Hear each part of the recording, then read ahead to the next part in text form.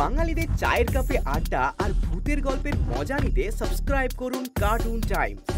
আর হ্যাঁ, ঘন্টা বাজাতে ভুলবেন না যেন। না না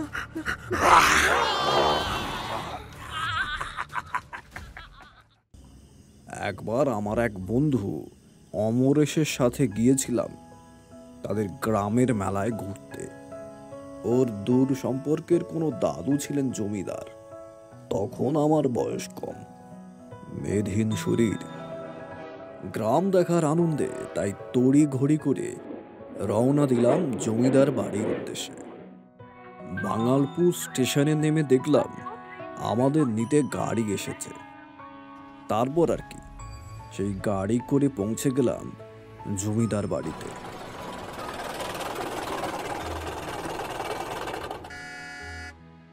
প্রাসাদ সমান জমিদার বাড়ি, দেওয়ালে কারুকার্য, পুরানো দিনের অস্ত্রশস্ত্র, শিকার করা হরিণ, বাঘ, কত রকমের চামড়া ঝোলানো দেওয়ালের গায়ে। এসব দেখে মনের মধ্যে অদ্ভুত একটা রোমাঞ্চ লাগছিল। বদ্রি, বল কেমন লাগছে গ্রামে এসে? বাড়িটা তো অসাধারণ, আর গ্রাম আমার বরাবরই খুব প্রিয়। এই সবুজ তেপান্তর, এই খোলা আকাশ, সব মিলিয়ে দারুণ লাগছে। একদম ঠিক বলেছিস। যখনই দম বন্ধ লাগে তখনই মাঝে মাঝে তাই আমিও ছুটে আসি এই গ্রামে। সে তুমি কেন আসো আমি জানি না। এসব ছাড়, এখন সন্ধে হয়ে আসবে, চল নিচে যাই। এখনো তো সবার সাথে পরিচয় হয়নি। তবে সন্ধ্যাবেলায় ছাদ থেকে গ্রামটাকে দেখতে আরো বেশি সুন্দর লাগবে। বুঝেছি, কিন্তু বেশি সন্ধ্যাবেলা কিংবা রাতের দিকে বাইরে না বেরোনোই ভালো। কেন, কিছু হয়েছে? সেসব কথাই তোকে বলবো রাতে। আসলে আমিও বিষয়টা ঠিক জানতাম না। আরে কি হয়েছে তো বল। বললাম তো রাতে বলছি, এখন চল নিচে চল, মা হয়তো আমাদের জন্য অপেক্ষা করছে। রোজ রোজ এত রাত হলে কি আর ভালো লাগে? বাড়ির ছেলেগুলোকেও একটু সময় দিতে পারি না। শহরে গিয়ে বেচা কেনা ছাড়া তো আর উপায়ও নেই, তার ওপর ট্রেনের গন্ডগোল। কে কে ওখানে?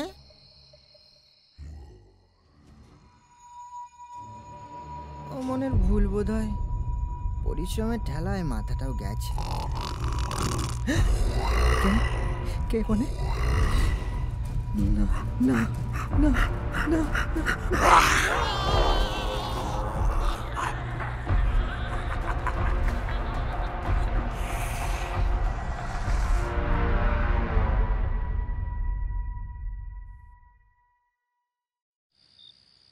বদ্রি, ইনি হলেন আমার মা।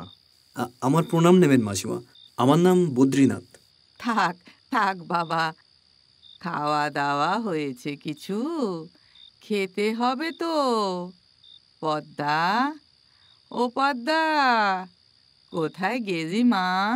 যাই পিসিমা। ছোট দিদিমণি, নদীর পাড়ে গণেশের মৃতদেহ পাওয়া গেছে। সে কি, কখন? এ কি সর্বনেশে কথা!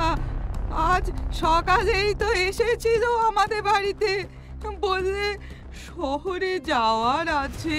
হ্যাঁ ছোট দিদিমণি, শহর থেকে ফেরার পথেই ঘটনাটি ঘটেছে। গোটা শরীর রক্ত শূন্য, চোখগুলো হাঁ করে তাকিয়ে আছে উপর দিকে। আমাদের এক্ষুনি যাওয়া উচিত। হ্যাঁ, আমাদের এক্ষুনি যেতে হবে। তোমরা কোথায় যাচ্ছ? কিছু হয়েছে? হ্যাঁ রে পদ্মা, নদীর পাড়ে তোদের গণেশ কাকার মৃতদেহ পাওয়া গেছে। অজয়, তুমি এদের সঙ্গে নিয়ে যাও। পদ্মা, তুই সবার খেয়াল রাখিস, আমরা তাহলে আসছি। হ্যাঁ বাবা। সাবধানে যাস সবাই। দুগ্গা দুগ্গা, কি যে অশান্তি শুরু হলো গ্রামে, একটা একটা করে। তুমি এত ভেঙে পড়ো না পিসিমণি, ভেতরে চলো।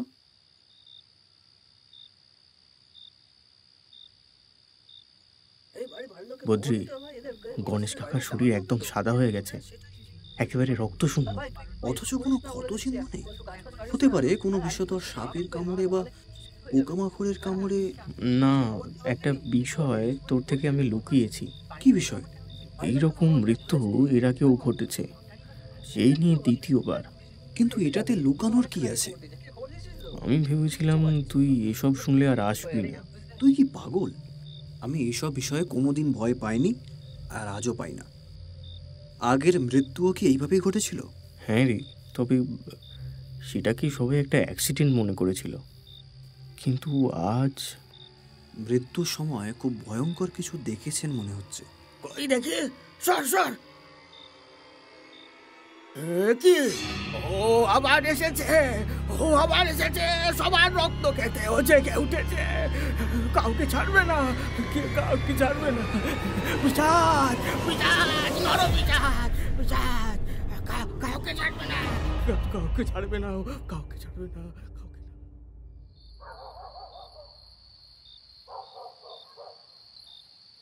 তুই কি খেয়াল করেছিস ওই পাগল তান্ত্রিকটা কি বলছে? ও কার কথা বলছে? তোর কি মনে হয় এ মৃত্যু স্বাভাবিক? না, স্বাভাবিক নয়। তবে ওই পাগল তান্ত্রিকটার কথা শোনার পর বড্ড অস্বাভাবিক লাগছে। কি জানি, তবে এই নিয়ে দ্বিতীয় মৃত্যু, এবার ব্যাপারটা একটু সিরিয়াস। কিন্তু তুই কি সত্যিই বিশ্বাস করিস নরখাদক আছে? বিশ্বাস অবিশ্বাসের পরেও অনেক কিছু আছে রে, যা তুই কল্পনাও করতে পারবি না। অনেক সময় জঙ্গলে ঘুরে বেরিয়েছি, অনেক কিছু দেখেছি, তবে সবশেষে আমার এটাই মনে হয়েছে কিছু তো একটা আছে যা আমাদের সবার চিন্তাভাবনার ঊর্ধ্বে। তার মানে তুই বলতে চাইছিস ওই বুড়ো পাগলটা সত্যি কথা বলছে? এটি একটি পিশাচির কাজ? না, তা না। এবার পোস্টমর্টম না হওয়া পর্যন্ত আমাদের অপেক্ষা করতে হবে। হতে পারে কোনো বিষধর কীটপতঙ্গ বা সাপের কামড়ে এমন ঘটনা ঘটেছে।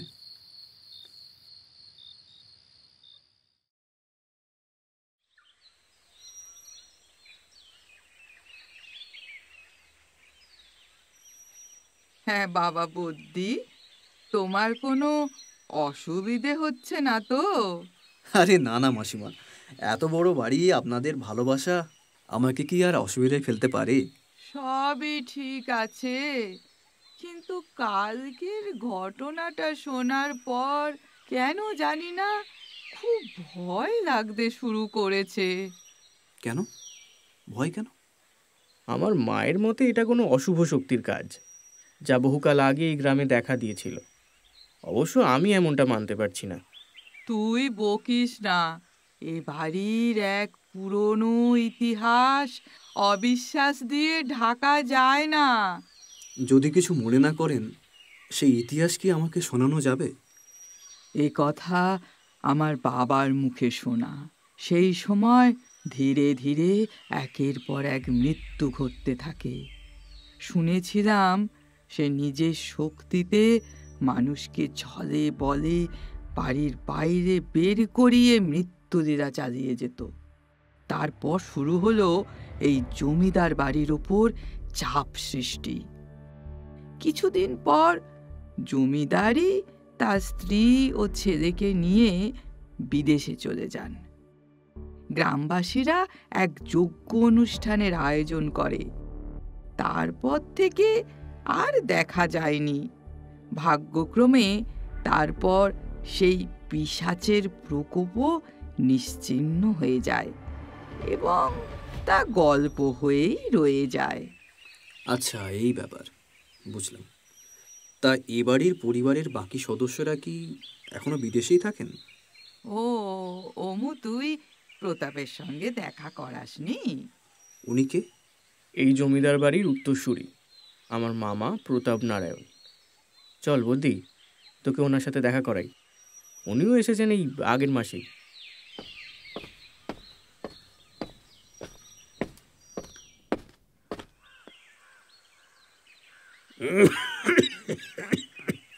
আসতে পারি? কে? মামাবাবু, আমি অমরেশ। অমরেশ, এসো এসো, ভেতরে এসো। তোমার সাথে এটা কে? ও আমার বন্ধু বদ্রীনাথ। ও এসেছে এই গ্রামের মেলা দেখতে। খুবই ভালো, কিন্তু সত্যি অদ্ভুত লাগছে আমার। এই এত বছর পর গ্রামে এলাম, আর এসেই এই রকম পর পর দুটো দুঃসংবাদ। আপনার কি মনে হয় এই মৃত্যু নিয়ে সত্যি কোনো রহস্য আছে? জানি না, হতে পারে কোনো বিষধর সাপ কামড়েছে, তবে গ্রামের লোকজন যে পিশাচের বর্ণনা দিচ্ছে তাতে আমি একমত নই। আমি বিদেশে ছিলাম, ওখানেই পড়াশোনা করেছি, বড় হয়েছি। এসব আমার কাছে অন্ধবিশ্বাস ছাড়া আর কিছুই নয়।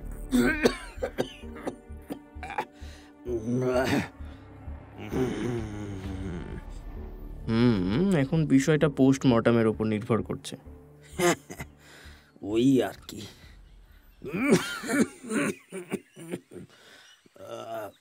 আচ্ছা, আপনি বিশ্রাম করুন, আমরা এখন আসি।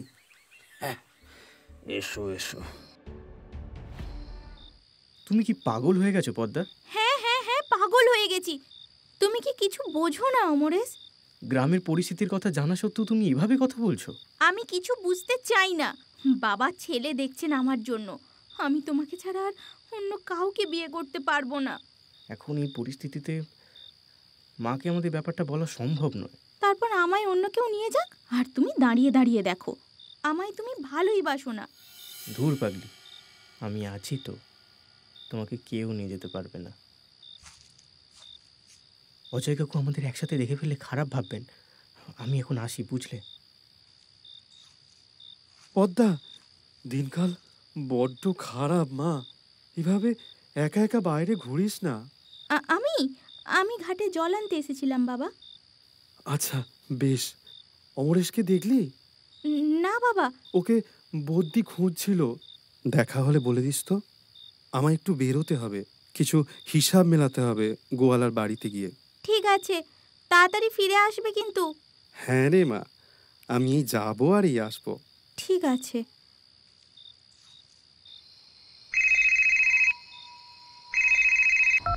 হ্যালো, হ্যাঁ, আপনি শিগগিরই চলে আসুন। আচ্ছা আচ্ছা। শরীরে অনেক ক্ষতের দাগ পাওয়া গেছে। ক্ষতের দাগ? আমি এক্ষুনি আসছি। ঠিক আছে। কি রে, কোথায় যাচ্ছিস? থানা থেকে ফোন এসেছিল, চল এক্ষুনি একবার থানায় যেতে হবে। কি বললো পুলিশ? সেরকম কিছু না, বাকিটা থানায় গিয়ে জানতে পারবো। সর্বনাশ সর্বনাশ সর্বনাশ হয়ে গেল রে, সর্বনাশ হয়ে গেল রে। কি হয়েছে? আমাদের গোয়ালের 4টি গরুই মারা গেছে। সে কি? কিভাবে? আমি গোয়ালার কাছে হিসেব নিতে গেছিলাম, তারপর গিয়ে দেখি আমাদের 4টে গরু একেবারে মুড়ে কাঠ হয়ে পড়ে আছে, যেন কেউ ওদের ভেতর থেকে সব রস টেনে নিয়েছে। তোরা কেউ আর কোথাও যাস না, পারলে সব কটা আলো জ্বালিয়ে রাখ, আমি আসছি। তুই কি পাগল হয়ে গেছিস? আমিও যাবো তোর সাথে। আমাকে নিয়ে চিন্তা করিস না, তুই পারলে গ্রামের বাকিদের জানিয়ে দে, তারা যেন সবাই বাড়িতেই থাকে।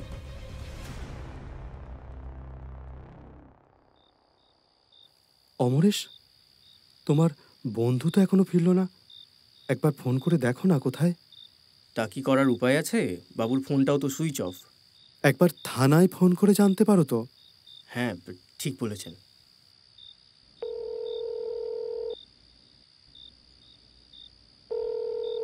হ্যালো, ইন্সপেক্টর, আমি অমরেশ বলছি, জমিদার বাড়ি থেকে।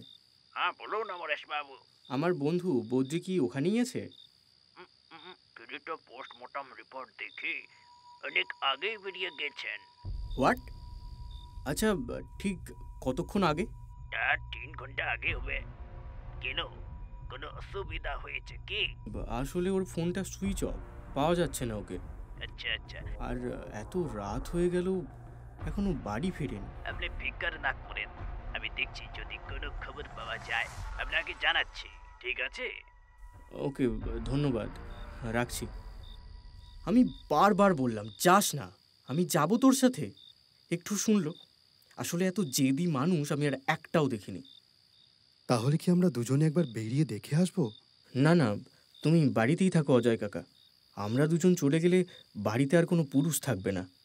মামা এমনিতেই অসুস্থ, আমি চলে গেলে অন্তত তুমি থাকবে। মাকে কিছু বলার দরকার নেই, চিন্তা করো না, আমি ওকে নিয়ে ফিরে আসছি। আচ্ছা, অসুবিধা হলে ফোন করো।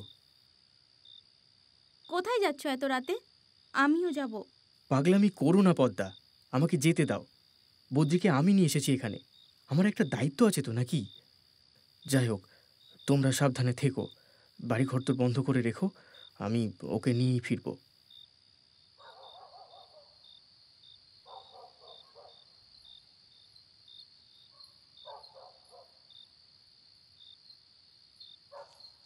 হ্যালো বদ্রি, তুই কোথায়? হ্যালো হ্যালো, শুনতে পাচ্ছিস? শুনতে পাচ্ছিস না? কোথায় তুই? কি রাস্তায়? হ্যালো?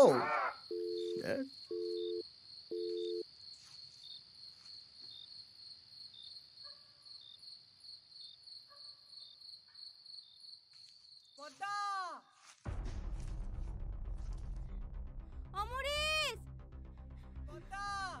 অমরেশ! অমরেশ! অমরেশ! অমরেশ!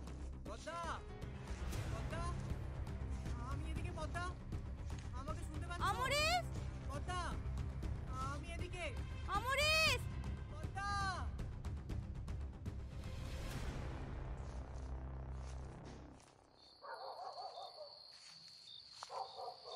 কি রে বদ্রি, তোর ব্যাপারটা কি? এখন এত কিছু বলার সময় নেই, এক্ষুনি আমাদের বাড়ির দিকে রওনা দিতে হবে। আমি তো কিছুই বুঝতে পারছি না। আসলে তুই ঘুরতে কি চাইছিস? আর তোর হাতে ওটা কি? এটা একটা নকশা, আমাদের এক্ষুনি দাদুর ঘরে যেতে হবে। ওটাতেই তো আমার মা থাকে, কিন্তু কেন? এখন এত কিছু বলার সময় নয়, এক্ষুনি আমাদের বাড়ি যেতে হবে, বাকিটা গিয়ে বলছি।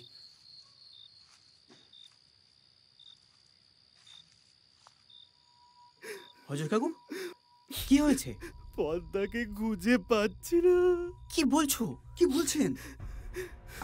আমার মনে হয় ও তোদেরই খুঁজতে বেরিয়ে গেছে। আমার একটা কথা শুনলে তো। অমরেশ, এক্ষুনি আমাদের পদ্মাকে খুঁজতে বেরোতে হবে, নইলে কিন্তু অনেক বড় বিপদ হয়ে যাবে। মা, বৌদিকে একবার দাদুর ঘরে নিয়ে যাও।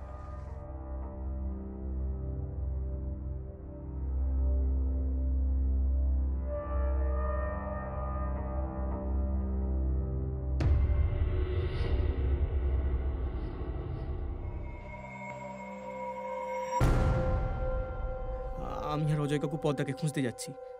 তোমরা নদীর পাড়ের দিকে চলো, আমি নিশ্চিত পদ্মা ওই দিকেই গেছে। আমিও আসছি।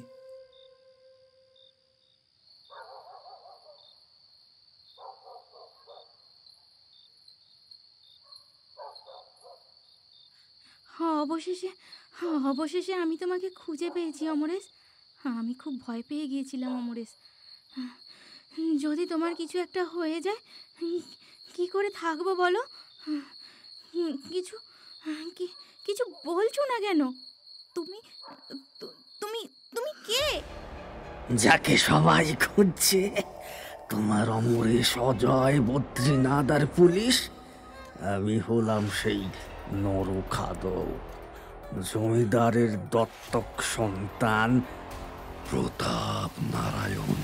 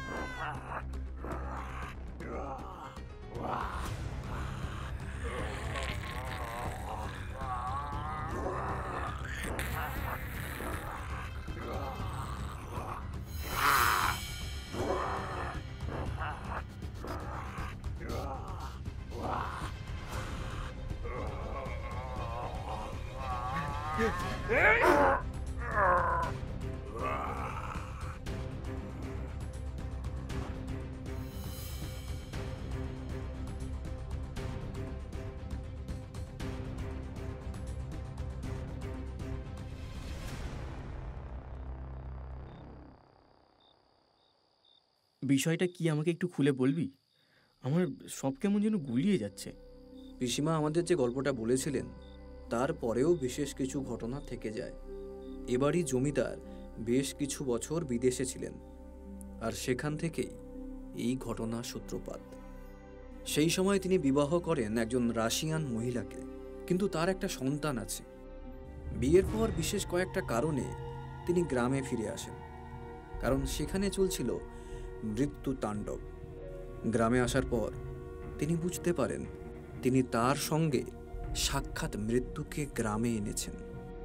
যে ঘটনা বিদেশে ঘটছিল সে ঘটনা গ্রামেও ঘটতে থাকে। জমিদার ভালো মানুষ ছিলেন, তাই গ্রামবাসীর প্রাণ বাঁচাতে তিনি তার স্ত্রী ও দত্তক নেওয়া সন্তানকে নিয়ে বিদেশে ফিরে যান। মানে বলতে চাইছিস জমিদারের স্ত্রী পিশাচিনী?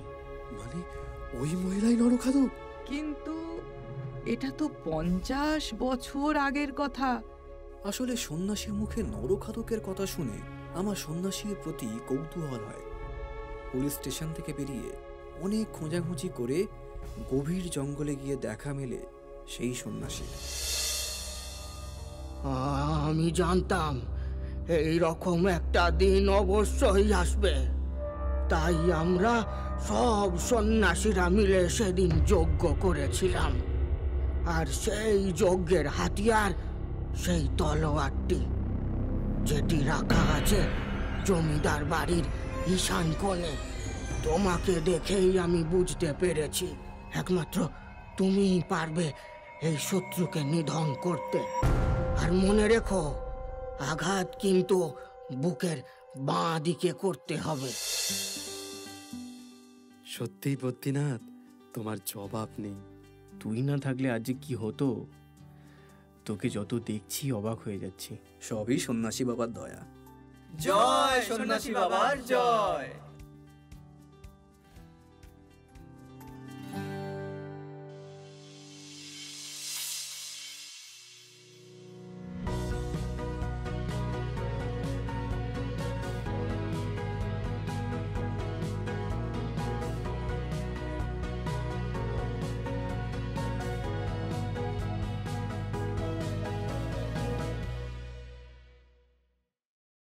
বাঙালিদের চায়ের কাপে আড্ডা আর ভূতের গল্পের মজা নিতে সাবস্ক্রাইব করুন কার্টুন টাইমস। আর হ্যাঁ, ঘন্টা বাজাতে ভুলবেন না যেন।